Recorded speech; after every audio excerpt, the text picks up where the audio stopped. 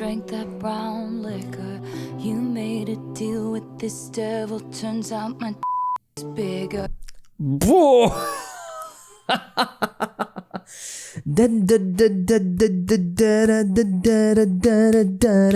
That is literally all that happens there. It's insane. The Life of a Showgirl, Taylor Swift's 12th studio album, has been out for a little bit, a month, I think, at most, or maybe a little less. I'm not sure. It came out recently.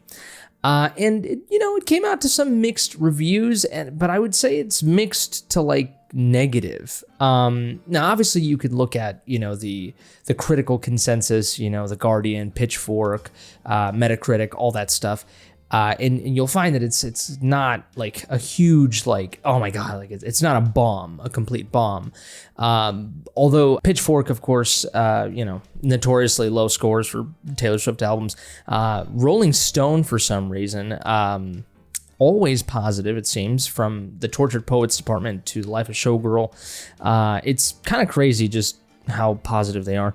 But overall it's kind of, there's some low scores in there, but it's kind of 4, 3, probably that's kind of the average, right?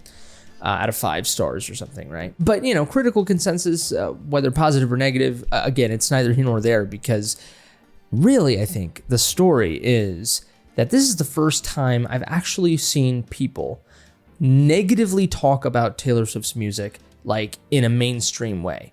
And what I mean by mainstream is like viral. Like when I go on TikTok, I've had the algorithm feed me some things that, look, I know the algorithm definitely gives you things that you will most likely like, but I was organically given this amazing video.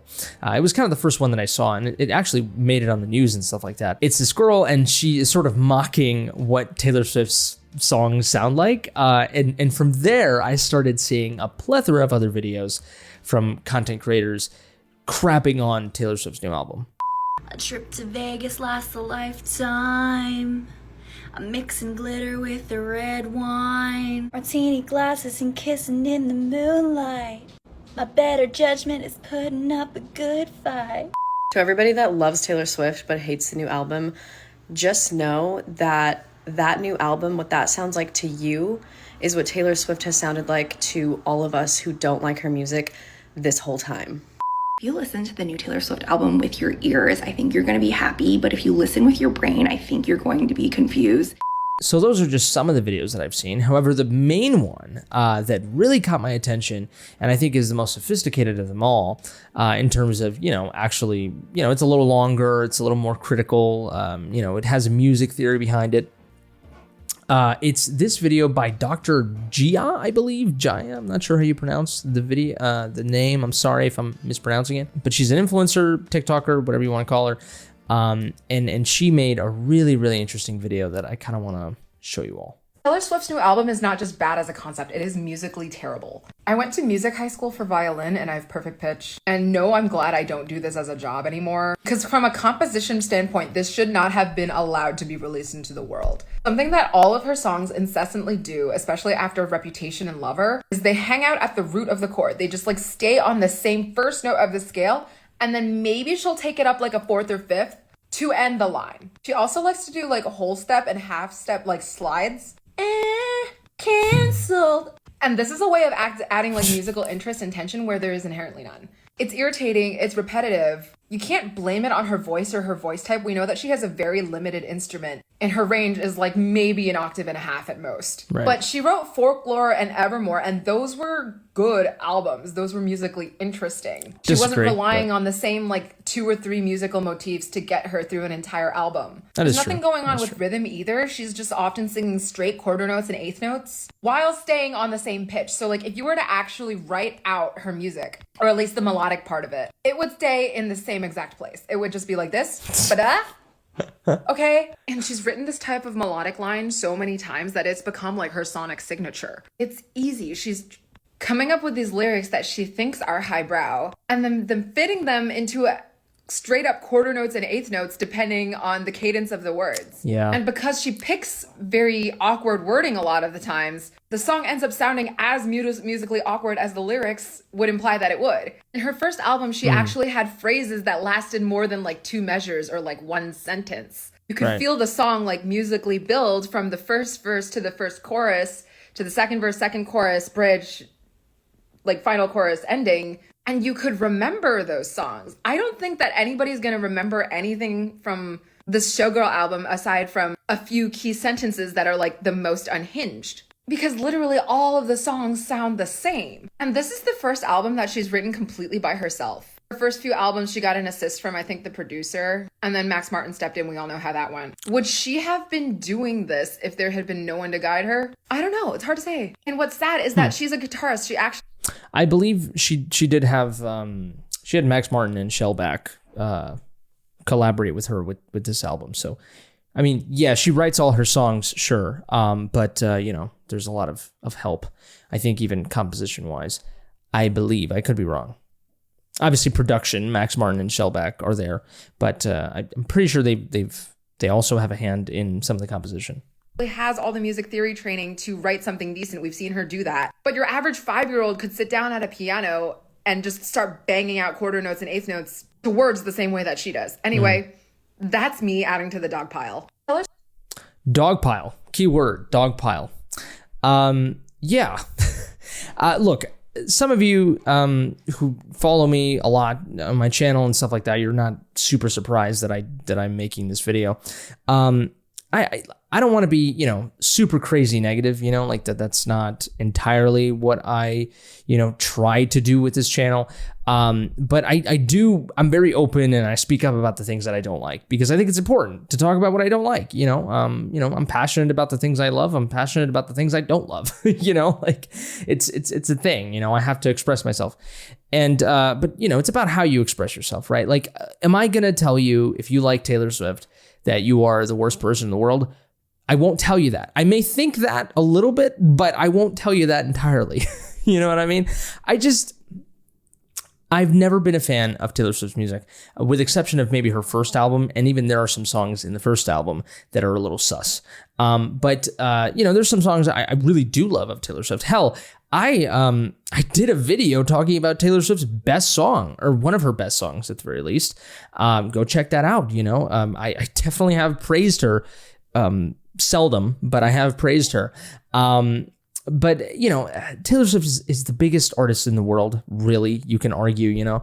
And so therefore, I think, you know, me talking negatively about her, who gives a shit, right? It doesn't matter, you know, this album still sells, you know, she's still going to be selling out arenas, who cares? But this, specifically, The Life of a Showgirl, is really the first time where, like, I feel like people are starting to wake up, you know, of you know, on her music in terms of, you know, just how it's not that great. I could be wrong, you know, but maybe this is the beginning. Maybe this will snowball, you know, maybe this is the trickling down, you know, the resolution of Taylor Swift. I don't know, you know. I think her peak, you know, is definitely over. But, you know, I mean, you could still say she's on top of the world, but The Life of a Showgirl, I mean, I think she expected it to be this giant thing, you know, and it totally wasn't. And the Tortured Poets department was just, I mean, I didn't make a video about that, but I could make a video on the trend of just giant albums, you know, where these albums have like 30 songs on them. It's absolutely insane. But The Life of a Showgirl here, we have, I believe we have about 12 songs. So yeah, I guess we're going back to normal. But this video here, this TikTok video, I think is a great video to sort of explain musically just how boring Taylor Swift's music is. And here's the thing is, like, this person, from what it looks like, seems to have noticed this in The Life of a Showgirl. I've been noticing it since her, you know, second album. You know what I mean? Like, so it's not, you know, this is not anything new. I think this is the first time where Swifties, you know, are finally being like, well, you know what? I don't know. Maybe this doesn't taste good. You know, like because it's bad even to the standard of Swifties. You know what I mean? Like so that I think Taylor Swift is faltering so much that it's not even good to the standards of her fans. You know, like it wasn't even good for me, even at her best, but like, you know, to what they deem. But like now it's like she's just failing so much that even her fans are noticing, you know, like, and here's the thing is like when you falter even to those standards, to your fan standards, then your fans start to see the criticisms that other people have been making about that person that you like or their music that you like for so long, you know, like they start becoming more apparent. Right. And so, you know, I think also lyrically people have said, you know, this is not, you know, her greatest thing, you know, lyrically. But musically, I care about the music. You know what I mean? Like there's plenty of songs that I love that have kind of whatever lyrics, but are great musically. And I care about the music ultimately. And, you know, Dr. Gia here definitely made some great points musically about how her music is bad. I also have the album here pulled out. I got the Life of a Showgirl here on Apple Music. We're just gonna play 5-10 seconds of each song or whatever, because I'm bound to find, you know, a lot of examples where this thing is not great. This is the first song, The Fate of Ophelia. Let's see how this one does. Let's just kind of play it like maybe the chorus. Hopefully we hit. The eldest daughter of a nobleman, Ophelia lived in fantasy. Okay, that's not terrible. Although right from the very beginning, I can tell you, I've never been, and again, this is something we'll probably run into, which is like where every song that I click just sounds the same. Like it's just monotone. And this is a point that the TikToker made, right? Which is like, there is just this kind of nothingness, you know, to Taylor Swift's music. There's no crescendo, there's no climax, and even when there's climax, it's just yelling. You know what I mean? Like I found that a lot to be the case in Lover, where, you know, her choruses are just yelling, like, you know, in Reputation, you know, it's just like, God, Cruel Summer. It's just, although I like Cruel Summer melodically, but there's a lot of you just yelling, and Olivia Rodrigo has definitely copied a lot of this, where it's just yelling, dude. Like, and it's like, this isn't music, like, you know, like, and I like some of the Olivia Rodrigo songs. You know, she can do some good songs too.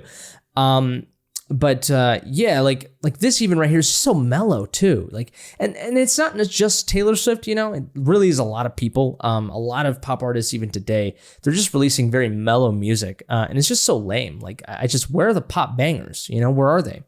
But let's listen a little bit more to this Fate of Ophelia.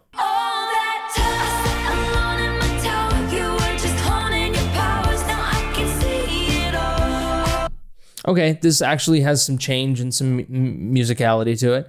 Obviously, you heard it in the beginning. She does have this, you know, just like sort of just kind of slide, you know, and whatever. I mean, okay, well, let's go to Elizabeth Taylor. I would trade the Cartier for someone to trust. We hit the best booth at Lucille and Frank's.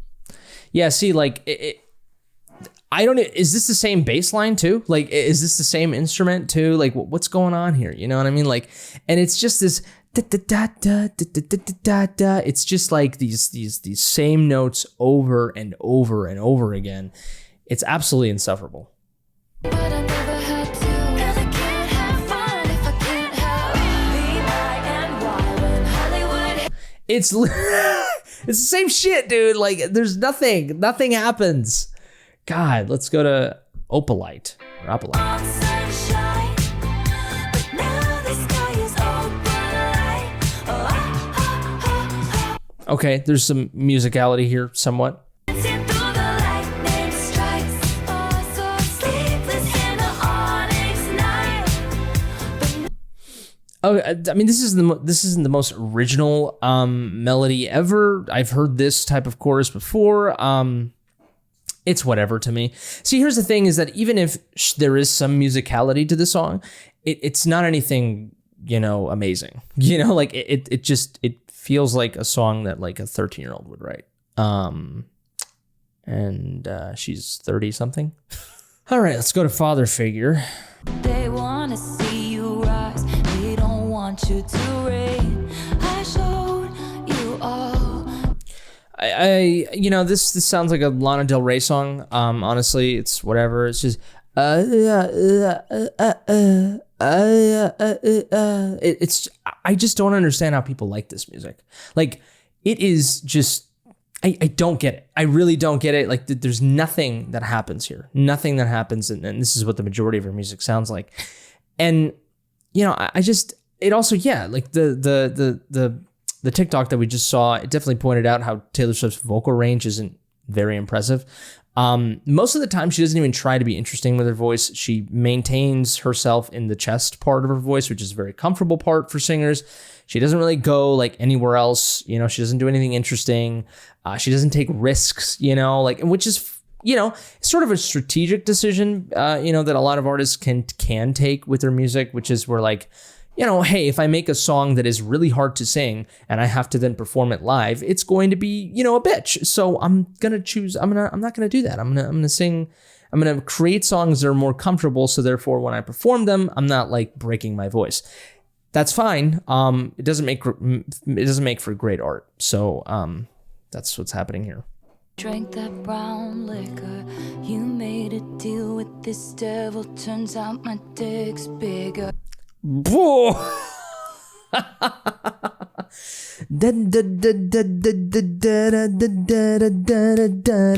is literally all that happens there. It's insane. It's ridiculous, dude.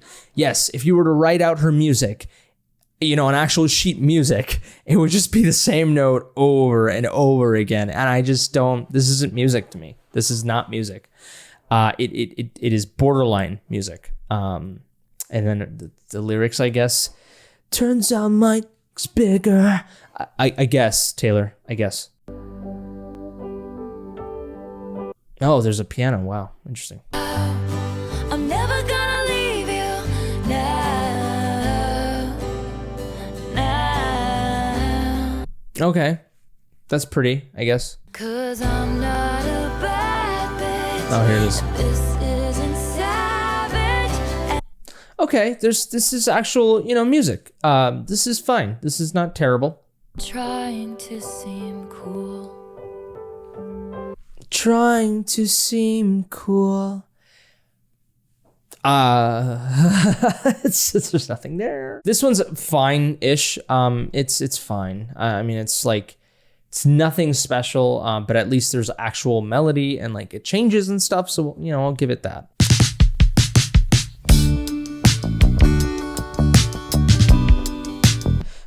That's cool. I guess let's keep going.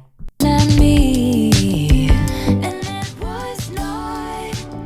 Why is this one like extremely loud over the others? I drink that. Yeah, this one's like, the mixing is completely off. I don't know why this song is significantly louder than the other songs. That's a problem. Max Martin, what's going on, buddy? His shoulder, catch a glimpse and see. Goodbye. Bye. Answer the question. Better not than to ask it. Oh, she's actually hitting some high notes here. Interesting. Gallatin Road and the lakeside beach. Watching the game from your brother's Jeep. That's fine. It's just, this is okay, but again, it's even if it's okay, it's nothing that I would go out of my way to listen to. It's just, it is what it is. I think also too, she just loves shoving in as many words as she possibly can into a song. Like, I feel like she writes lyrics and then forces a song on it. And that's a problem because, sorry, not everything that you write should be in a song. That's number one. Number two, it's like, some things you got to take out some things to make room for melody. She just has so many words like in her music, which is like, it's like, God, this is like a book, dude. It's like, it's not a song. Actually romantic. I really got a hand in it.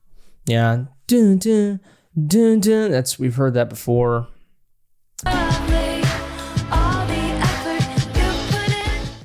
To me, man, it's just, this music is just blah. It is just blah, dude. It's just so serviceable to the nth degree. Sometimes that it's like, it's so inoffensive that it's bad, Wow, got me dreaming about a Oh boy. God. It right once, twice, but I did not. You caught I did not. You. What?